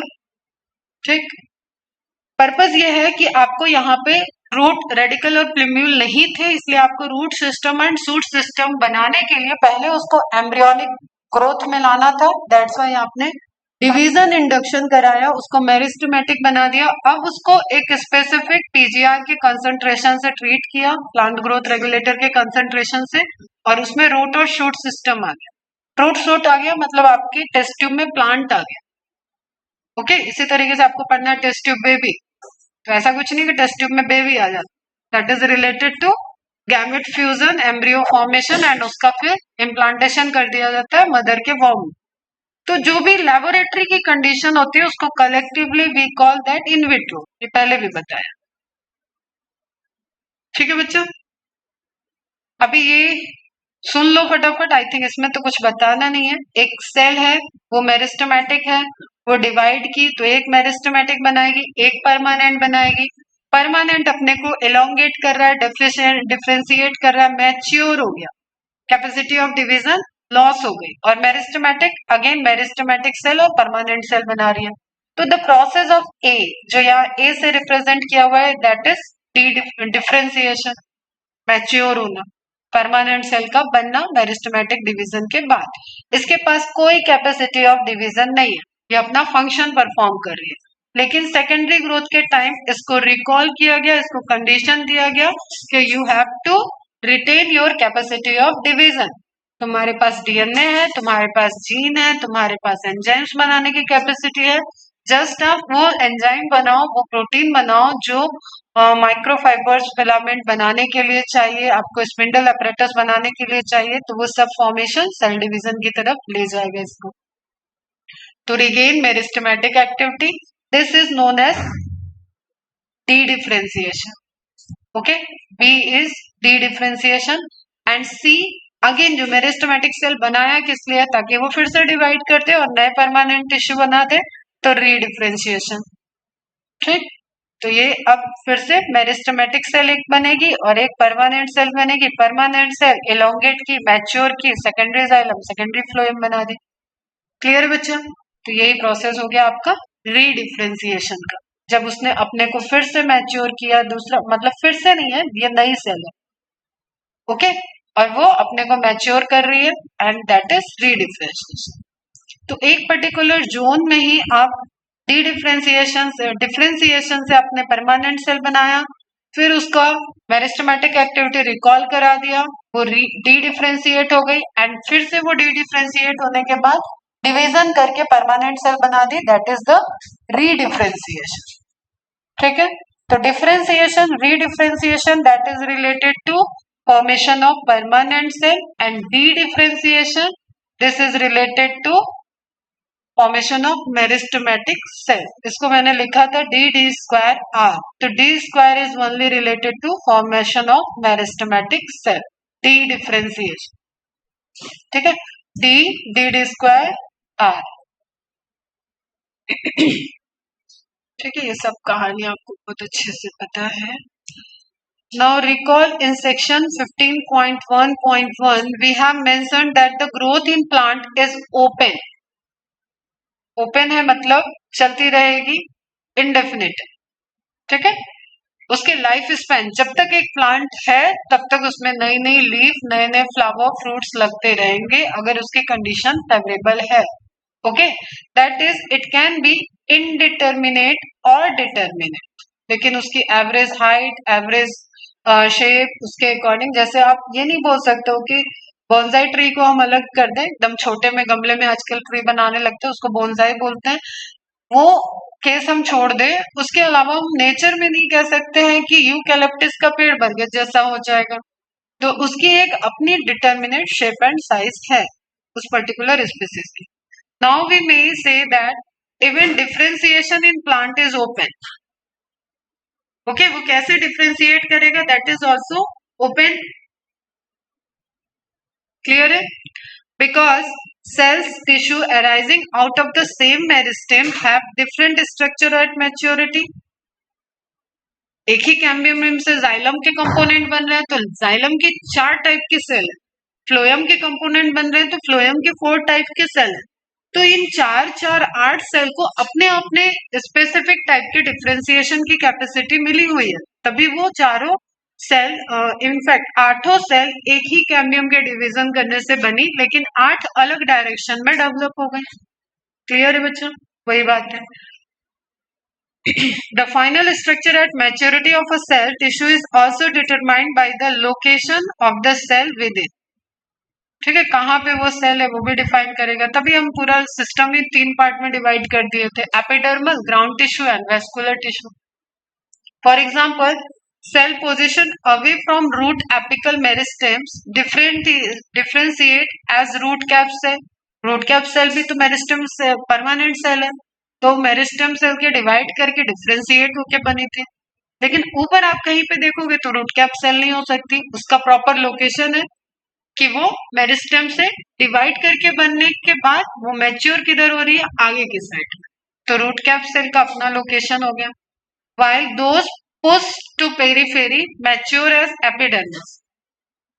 ऐसे आपको एरो ध्यान होना चाहिए बेटा, आगे की तरफ रूट कैप सेल बनेंगी, ठीक है, पेरीफेरी की तरफ आपका एपिडर्मल टिश्यू बनेगा एंड बीच में आपका वेस्कुलर बंडल टिश्यू बनेगा. ये सब डिफरेंशिएट होके तो बन रहा है, और इनके बीच में आपका कॉर्टिकल टिश्यू बनेगा, ग्राउंड टिश्यू. तो विड्थ का बढ़ना, इवन जब आप हाइट का बढ़ना बोल रहे हो तो भी वहां पे एक तो सर्टेन अमाउंट ऑफ विड्थ है ही ना, जो ग्राउंड टिश्यू में आपने देखा है, तो उसका बनना, वो सब डिटेल कहाँ से आ रहा है, that is about the location. उस लोकेशन के अकॉर्डिंग वो स्पेसिफिसिटी अटेन कर रहा है. पेरीफेरी मैच्योर एज एपिडर्मिस, सबसे बाहर की तरफ. Can you add a few more examples of open differentiation correlating the position of a cells to its position in an organ? बताया ये अभी मैंने, सारे टिश्यू जो डिफरेंशिएट हो रहे हैं they are open for differentiation. Pericycle बनना है, उनको एंडोडर्मिस बनना है. इवन आप जब लेटरल ब्रांचिंग की बात कर रहे थे तो आपने देखा था कि रूट के केस में एंडोजीनस ओरिजिन है, स्टेम के केस में एक्सोजीनस ओरिजिन है, एक्सिलरी बड है, रूट हेयर का फॉर्मेशन एक पर्टिकुलर टाइम के बाद है, जोन ऑफ इलोंगेशन में रूट हेयर नहीं है. तो इस तरीके की चीजें क्या हमें डिफाइन कर रही है कि हाँ, that is site special, location specific, वो अपने फंक्शनैलिटी डिफरेंशिएशन को अचीव कर रहे हैं. क्लियर है यहाँ पे? चलो 5 मिनट का ब्रेक ले लो.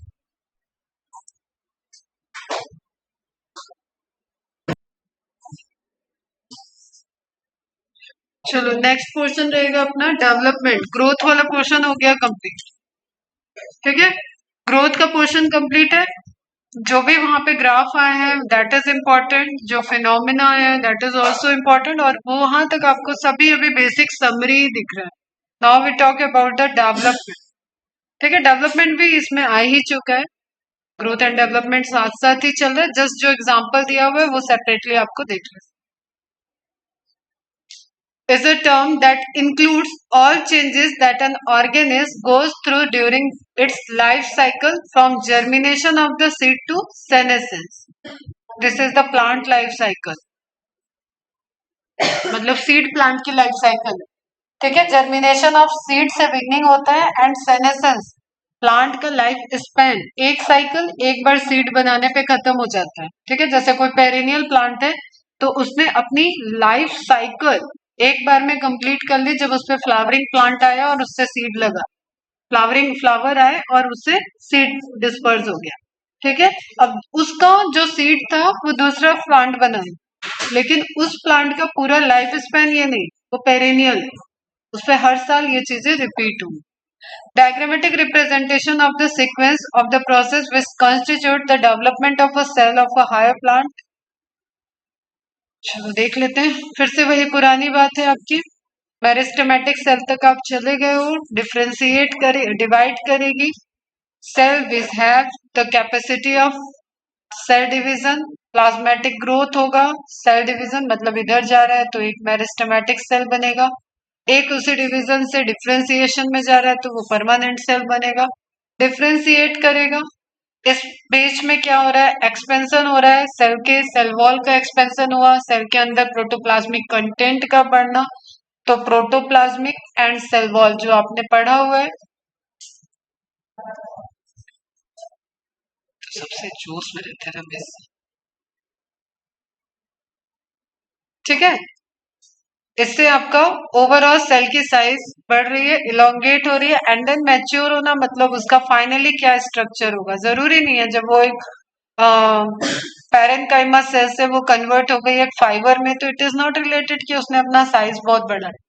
ठीक है, तो फाइनली वो मैच्योर किसमें हो रही है, मैच्योर सेल में कन्वर्ट हो गई। और एक प्लांट भी सेनेसेंस करता है तो एक सेल का भी सेनेसेंस होता है, this is natural cell death, accidental नहीं होता इसमें कुछ, it is a genetic phenomena. एक सेल कितनी बार डिवीजन करेगी वो उसका सेल क्लॉक होता है, डिवीजन काउंट उसके सेट होते हैं। जब हम लोगों में कोई नॉर्मल सेल ग्रो करती है एक डैमेज होने के बाद ग्रोथ, जैसे आपके आर्टरी के अंदर आपके वेन्स के अंदर ब्लड के फ्लो की वजह से नॉर्मल सेल टूटते रहते हैं। ठीक है, आपकी एपिथेलियम लेयर अंदर की तरफ ब्रेक डाउन होती है तो वहां डेली रीजनरेशन प्रोसेस चलता रहता है। क्यों? क्योंकि ब्लड हमारा फ्लो कर रहा है, उसका एक अपना एक ब्लड प्रेशर है। ठीक है बच्चा, मीन प्रेशर भी होता है, ब्लड प्रेशर भी होता है, ऑन्कोटिक प्रेशर भी होता है, वो सब बात करेंगे। तो सिंपली आपको ये समझना है कि ब्लड के फ्लो की वजह से अंदर लेयर टूट रही है। ठीक है, लेयर टूट रही है तो रीजनरेट हो रहा है। बाहर आप देखते हो आपके स्किन पे कट लग गया, रीजनरेट हो रहा है। तो वो तो एक एक्सीडेंटल हो, लेकिन कोई एक सेल कितना टिश्यू अमाउंट बना रही है, कितनी वो सेल कितनी बार डिवाइड कर रही है, दैट इज क्लॉक उसका सेट है। ठीक है बच्चा, नहीं तो लीवर का साइज बहुत बड़ा भी हो सकता था, हार्ट का साइज भी बहुत ज्यादा बड़ा होता, अगर हार्ट के सेल डिवाइड करती रहेंगी करती रहेंगी करती रहेंगी तो एक अलग साइज का वो हो जाता। Why they are restricted, because उनका डिसाइडेड है कि वो कितनी बार डिवीजन करेंगे। अब एक्सीडेंटल अगर उनको रिकॉल किया जाएगा डिवीजन, तब वो डिवीजन में वापस जाएंगे। ठीक है, जैसे समथिंग डैमेज हो जाएगा। ओके बच्चा, जैसे लीवर, लीवर का तो मैंने ऐसे एग्जांपल दे दिया, लीवर तो टोटली रीजनरेट का प्रोसेस करता है। ठीक है, रीजनरेटेड ऑर्गन है हम लोग। एक लीवर के आप कुछ टुकड़े कर दोगे और दो चार लोगों को ट्रांसप्लांट कर दोगे तो वो रीजनरेट हो जाएगा, एक डिफरेंट टाइम के बाद सब में पूरा का पूरा लीवर बन जाता है। तो हम बताना ये चाह रहे हैं कि वो डिसाइडेड हुआ क्योंकि सेल का डिवीजन क्लॉक सेट है।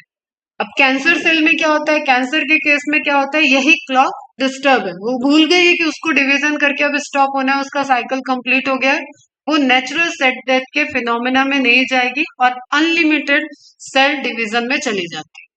ठीक है, तो उसी ग्रोथ की वजह से अब जगह तो है नहीं कि वो लिवर की या तो बाहर आ जाएगी या तो ब्लड में जाएगी कैंसर सेल टूट टूट के, जिसको मेटास्टेसिस कहते हैं। तो सिंपली आपको ये समझना है ट्यूमर का बनना क्यों बना, क्योंकि उसी लोकेशन पे सेल ज्यादा ग्रो कर रही है। तो अभी आप एक प्लॉट है, उस प्लॉट पे ही एक बिल्डिंग बनी, एक फ्लोर की है, दो फ्लोर हुई, आपकी फैमिली हुई, तीन फ्लोर, चार फ्लोर, खानदानी बिल्डिंग बन गई। ठीक है, 12 फ्लोर तक बनी जा रही है बनी जा रही है। अब उसकी नींव कितनी मजबूत है उतने तो फ्लोर बनने चाहिए। ठीक है, समझ रहे हो? तो एक ही ग्राउंड पे आप सेल को ग्रो करा रहे हो तो उससे क्या हुआ, वहां पे ट्यूमर जनरेट हो गया। खैर वापस आ जाओ, तो सिंपल जब नॉर्मल फिनोमिना चल रहा है उस टाइम ये सेल एक टाइम के बाद नेचुरल सेल डेथ में चली जाएंगी और जहां की भी सेल होगी लीफ की होगी तो लीफ का सेनेसेंस करेगी, ब्रांच होगा तो ब्रांच जो मुरझा जाएगा, खत्म हो जाएगा, सूख जाएगा नेचुरली। देखा होगा आपने कभी कभी टहनियां सूखी हुई लटकी रहती हैं, उसको किसी ने एक्सीडेंटल नहीं सुखाया, वो उनका टाइम पीरियड खत्म हो चुका है, ठीक है। तो सेनेसेंस हुआ, सेल डेथ हुआ।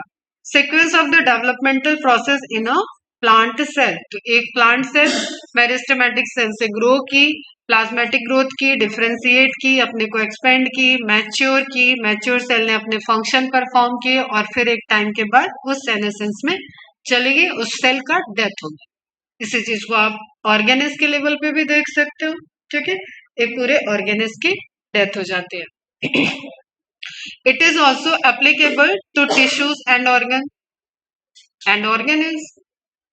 ऑर्गेनिज के भी लेवल पे यही चल रहा है।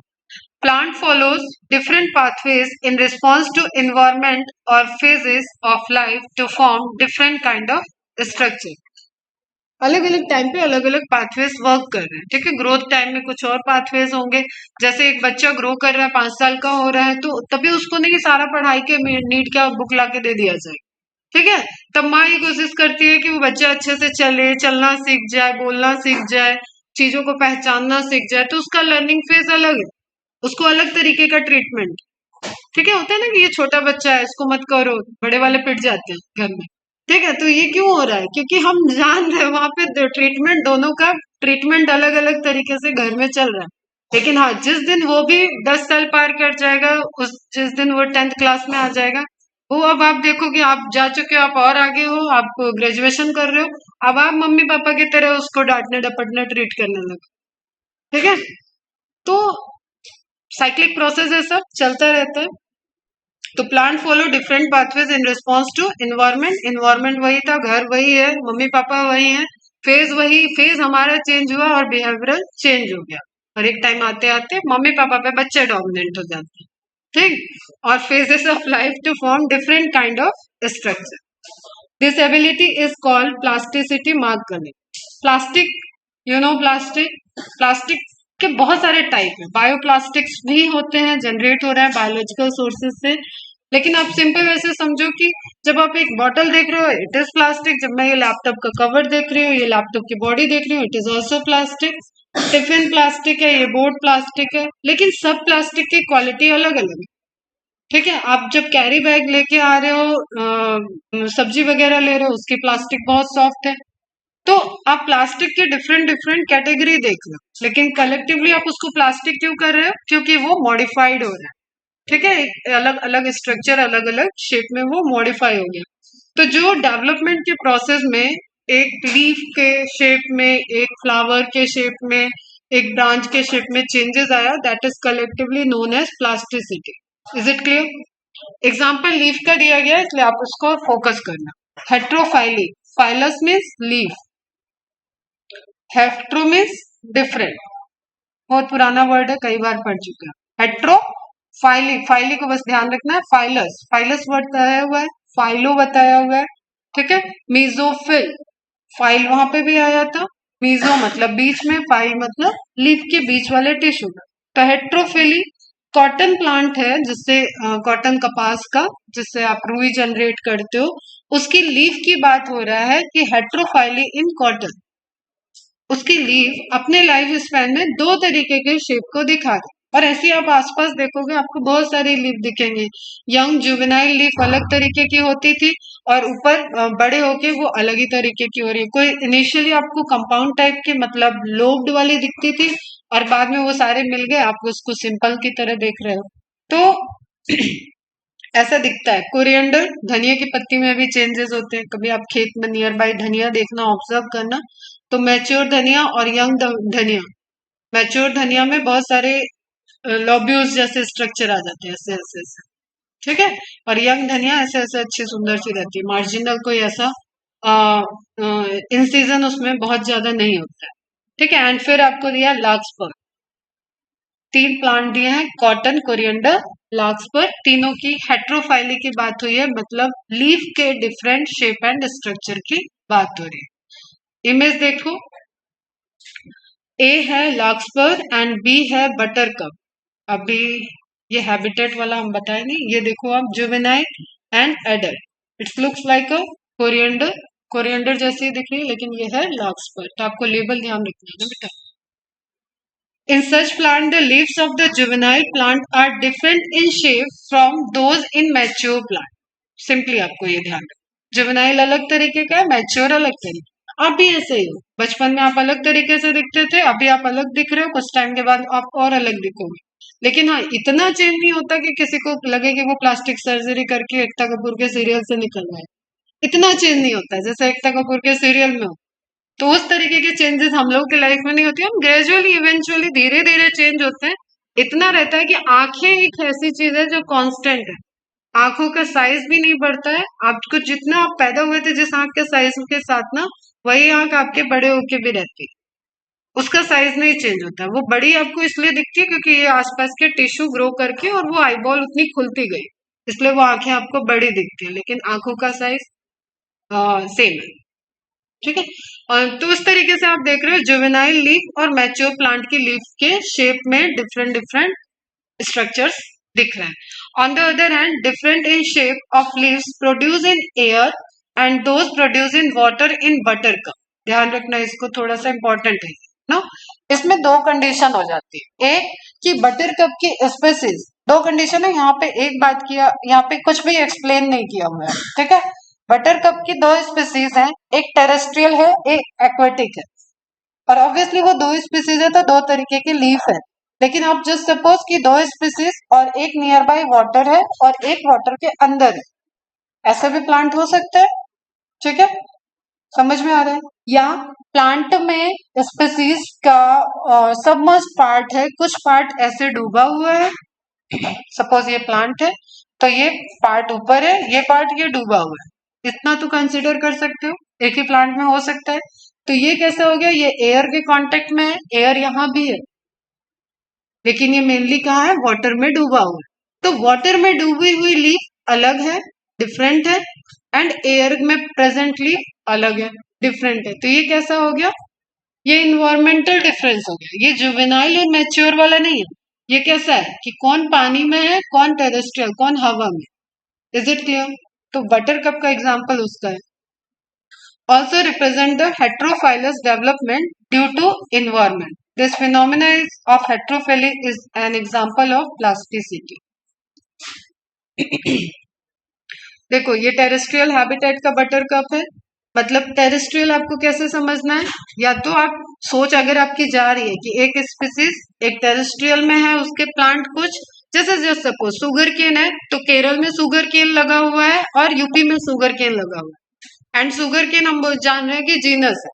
ठीक है, समहाउ हमने उस जीनस की एक ही स्पीसीज को केरल में ले जाके हम जबरदस्ती उसको कंडीशन देके ग्रो करा दें, तो धीरे धीरे वो अडॉप्ट हुई, उसकी नेक्स्ट जनरेशन जो आई, शुगर केन में वैसे फ्लावर नहीं होता है, बट हम तुम्हें ले लिया तो बता ही देते हैं। ठीक, तो उस केस में उसमें क्या हुआ कि वो केरल के एटमॉस्फेयर में अडॉप्ट होके अब वहां पे ग्रो करने लगा, तो वो हायर टेम्परेचर वाले रीजन में है नॉर्थ के कंपेयर में, तो उसकी कोई लीफ के स्ट्रक्चर में चेंजेस आते। अगर ये एज्यूम कर पा रहे हो तो दैट इज ओके, तब आप इवोल्यूशन को और इकोलॉजी को समझ रहे हो। अदरवाइज आप सिंपल इतना एज्यूम करो कि एक ही प्लांट है, उस प्लांट का कुछ पोर्शन हवा में है, कुछ पोर्शन वाटर में डूबा हुआ, सबमर्ज एक्वेटिक प्लांट बोलते हैं। ठीक है, कुछ तैर रहा है, कुछ नीचे है पानी में, तो पानी वाला पार्ट इस तरीके का है एंड हवा वाला पार्ट ऐसा है। तो एक ही प्लांट में आपको दो तरीके के लीफ दिख रहे हैं, हेट्रोफाइली हो गया ये भी। तो लार्कस्पर, कोरिएंडर एंड कॉटन वो है आपको heterophylly of juvenile and adult, and butter cup वाला एग्जांपल है आपका heterophylly of environmental condition, aquatic and terrestrial. Clear है?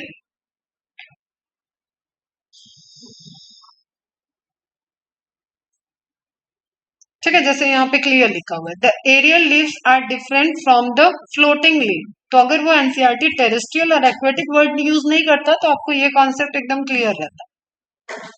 एक ही प्लांट की एरियल लीफ है, एक ही प्लांट की aquatic leaf, this is the main concept. लेकिन एनसीईआरटी ने यूज कर लिया terrestrial habitat and water habitat, तो वहां पे आपको थोड़ा ब्रॉडली सोचना है कि दो स्पीसीज, एक स्पीसीज दो हैबिटेट में ग्रो कर रही है और हैबिटेट के अकॉर्डिंग उनके अंदर एडॉप्टेशन आ गया, तो उनकी लीफ का साइज शेप अलग अलग हो चुका है इन्वायरमेंटल फैक्टर की वजह से।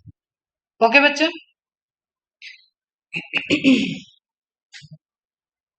Thus, growth, differentiation and development are very closely related events in the life of a plant. आपको पढ़ के भी लग रहा है कब से तो एक ही बात चल रही लग रहा है ना, ग्रोथ ही तो बात हो रही थी, तब भी तो डेवलपमेंट बोल रहे थे मैम, बिना डेवलपमेंट के तो परमानेंट सेल नहीं बन रहा था, पता नहीं गोल गोल घुमा रही क्या बोल रही। तो वही लिखा है कि आप कह सकते हो कि ग्रोथ, डिफरेंशिएशन और development are very closely related event in the life of a plant, जो कि रेगुलेट हो रहा है इंटरनली और एक्सटर्नली।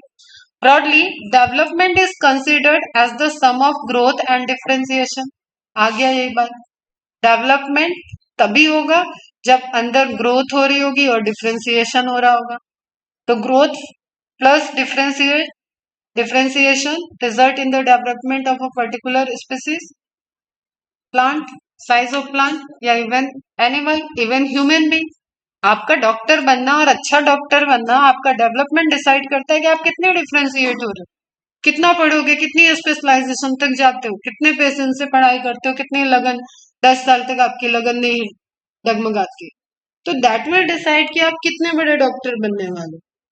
ठीक है, उस एरिया में जाने वाले, उस स्टेट के स्पेसिफिक हो, उस इंडिया के स्पेसिफिक होने वाले हो, या आप कोलैबोरेट करने वाले हो, आपका फ्यूचर पूरे एकदम ऑर्गन ट्रांसप्लांटेशन वाले मेंबर बनने वाले हो आप, you don't know, it decided by your dedication and differentiation. आप कितना लर्न करोगे, आगे कितना जाओगे, उस वो डिसाइड करेगा। समझ में आई बात? Development in plants, that is both growth and differentiation, is under the intrinsic and extrinsic factor. Again वही, उसका कुछ इंटरनल कंपोजिशन होगा जिसमें ग्रोथ हार्मोन आएगा, और वही अब सेकंड पोर्शन इस प्लांट का पोर्शन चैप्टर में पढ़ना है। And extrinsic you can relate it environmental. The former include, farmer मतलब इंट्रिंसिक, बोथ इंट्रासेलुलर। अब इंट्रिंसिक के भी देखो, इंट्रिंसिक का सब इंट्रिंसिक है, एक सेल आपकी स्ट्रक्चरल एंड फंक्शनल यूनिट है ना, तो उस सेल का अपना प्रोटोप्लाज्मिक इन्वायरमेंट उसका इंट्रिंसिक है, और बाहर से आने वाले फैक्टर भी उसके लिए अफेक्ट कर रहे हैं, और वो प्लांट के अंदर है, मिनरल मूव करके आ रहा है तो भी वो इंट्रिंसिक है। तो समझ रहे हो? तो इंट्रिंसिक को अगेन हमने डिवाइड कर दिया इंट्रासेलुलर और intercellular factor. Is it clear? Cell के अंदर क्या चल रहा है, उससे कितना रिजल्टेंट उस सेल का ग्रोथ होने वाला है, टिश्यू बनने वाला है, दैट इज इंट्रिंसिक फैक्टर। उसका जेनेटिक कंपोजिशन क्या है, वो कौन सा एंजाइम बना रहा है, वो हेमिसेलुलोज बनाने वाला है, वो लिग्निन बनाने वाला है, वो सुबरिन बनाने वाला है, इट विल डिसाइड ना कि वो सेल क्या बनेगी। ठीक है बच्चा? तो इंट्रिंसिक यहाँ पे आप एरो लगा के लिख लेना, इसको अच्छे से समझ लेना, ये नोट्स गड़बड़ हो जाती है। इंट्रिंसिक में इंट्रासेलुलर, इंट्रासेलुलर में आप लिखो जेनेटिक एंड जेनेटिक्स, उसका जीन क्या है, and metabolism.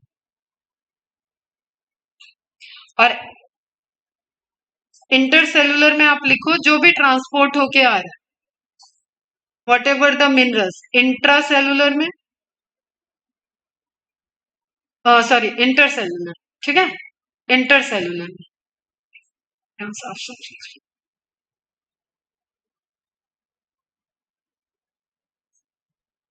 Intra within cell, inter cell के बाहर, एक्स्ट्रा भी कह सकते हो आप, दो सेल के बीच में कह रहे हो तो भी इंटरसेलुलर है। ठीक है, इसमें आपके क्या आ गए, बायोकेमिकल आ गए, मिनरल आ गए। बायोकेमिकल हमने बोला तो इसमें प्लांट ग्रोथ हार्मोन, जो भी आप केमिकल इधर से उधर जो ट्रांसपोर्ट हो रहा है, जो सिंथेसिस हो रहा है, सुगर, सुक्रोज, ये सब इसमें आ जाए। तो बायोकेमिकल सप्लाई आ गई और मिनरल्स आ गए। ठीक है, इवन वाटर भी आ रहा है, वाटर ऐसा डायरेक्ट पानी उसके अंदर तो नहीं बन रहा है, वो भी ट्रांसपोर्ट होके आ रहा है। एंड इंट्रा में आप उसके डीएनए की बात कर लो, उसके मॉलिक्यूलर बेसिस की बात कर लो, मतलब जेनेटिक्स बात कर लो, उससे क्या एंजाइम्स बोलेंगे, क्या मेटाबॉलिज्म चल रही है, उन सब की आप बात कर लिए। तो ये दोनों कहाँ है, ये अभी प्लांट के अंदर है, that's why collectively they are intrinsic.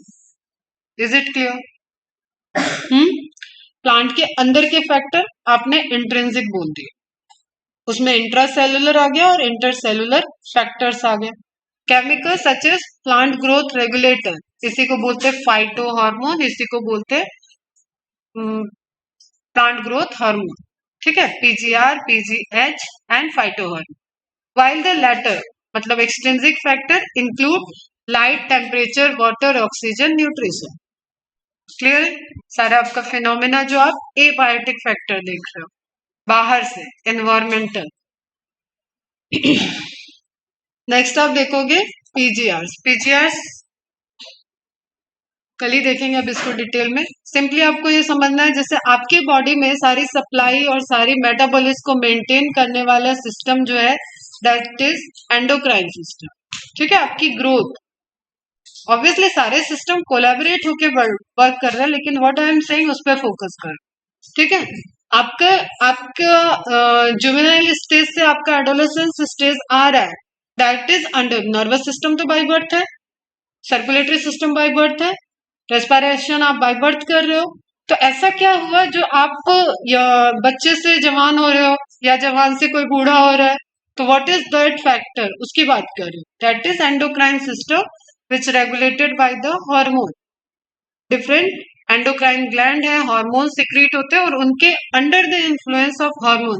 Hormone कभी भी हम लोगों में ऐसे नहीं बनते हैं कि जो स्टोर हो जाए।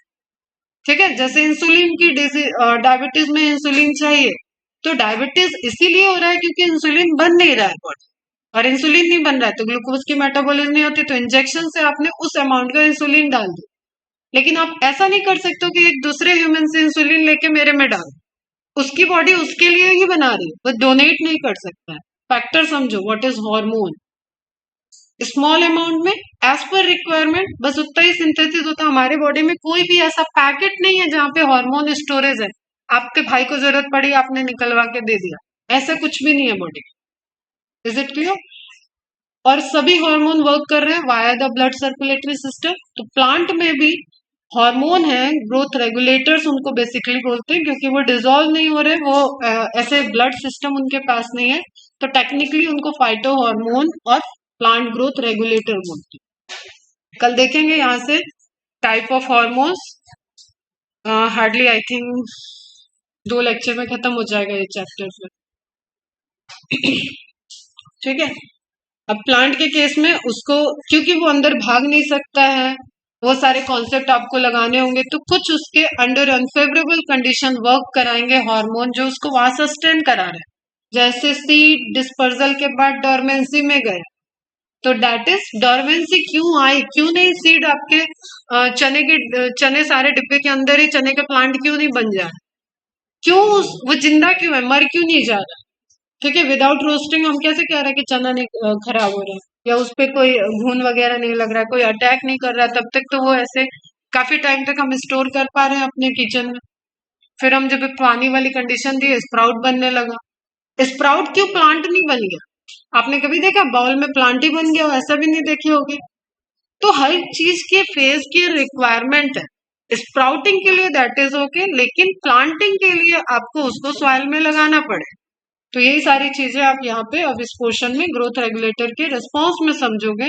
तो there is a broader category of inhibitory plant growth regulator and promotory plant growth regulator. तो एक ग्रोथ प्रमोटर हो जाते हैं, एक इनहिबिटर हो जाते हैं। इनहिबिटर नाम है जो दिख रहा है आपको कि ये नेगेटिव वर्क कर रहा है, बट ये प्लांट के लिए बहुत जरूरी है, क्योंकि उसको बाहर वाले एटमॉस्फेयर में ही सस्टेन करना है। प्लांट का घर ये धरती है, उसने कोई घर नहीं बनाना था अपने लिए। ठीक है बच्चा? तो these inhibitors are also very important, जिसमें आपने एब्सिसिक एसिड पढ़ रखा है, stress hormone, stomata opening and closing के टाइम नाम आ गया। तो याद रखो, क्वेश्चन सब अच्छे से रिवाइज करो, कुछ पूछना है पूछो। ये सब पुरानी चीजें लग रही थी इसलिए इजी गई हैं, बट फिर भी आप थोड़ा सा लेबलिंग करो, मार्किंग करो, क्वेश्चन बनते हैं यहाँ से, उसको अच्छे से कंप्लीट करना। ठीक है, नेक्स्ट टेस्ट में आपका फोटोसिंथेसिस और सेलुलर रेस्पिरेशन दोनों दिन हो जाएगा। अभी 1 वीक पूरा है और फिर उधर है 1 वीक, तो 2 चैप्टर दे दो, 45 क्वेश्चन ले लेंगे। एंड उसके बाद फाइटो हार्मोन प्लस 4 चैप्टर, मतलब पूरा प्लांट फिजियोलॉजी दो। तो अभी अनाउंस कर दे रहे हैं 30 दिन का टाइम रहेगा पूरे प्लांट फिजियोलॉजी का। आप 15 डेज बाद दोगे photosynthesis and cellular respiration, and then after 15 days already 2 chapter आपके तैयार रहेंगे। लेकिन सबसे ड्रॉबैक ये रहेगा कि उधर आपकी एनिमल चलेगी तो आपका मन बिल्कुल नहीं करेगा। तो हम वार्निंग दे रहे हैं इधर ही खत्म करो जितने जल्दी करो, ठीक है। स्ट्रक्चरल ऑर्गेनाइजेशन टफ जाता है, थोड़ा बोरिंग लगेगा, लेकिन वो भी खत्म हो जाएगा। टिश्यू कहाँ कहाँ क्या है वो पढ़ के जब आप ह्यूमन फिजियोलॉजी में चलोगे तो फिर आपको प्लांट बिल्कुल पढ़ने का मन नहीं। इसलिए एक बार कंप्लीट आप टेस्ट दे, फिर उधर डाइजेस्टिव सिस्टम थोड़ा चलेगा डेफ्थ में। पहला चैप्टर मस्त मस्त पढ़ाऊंगी, उसके बाद थोड़ा फास्ट पढ़ाऊंगी, ठीक है। एनिमल फिजियोलॉजी मतलब structural organisation and digestive system,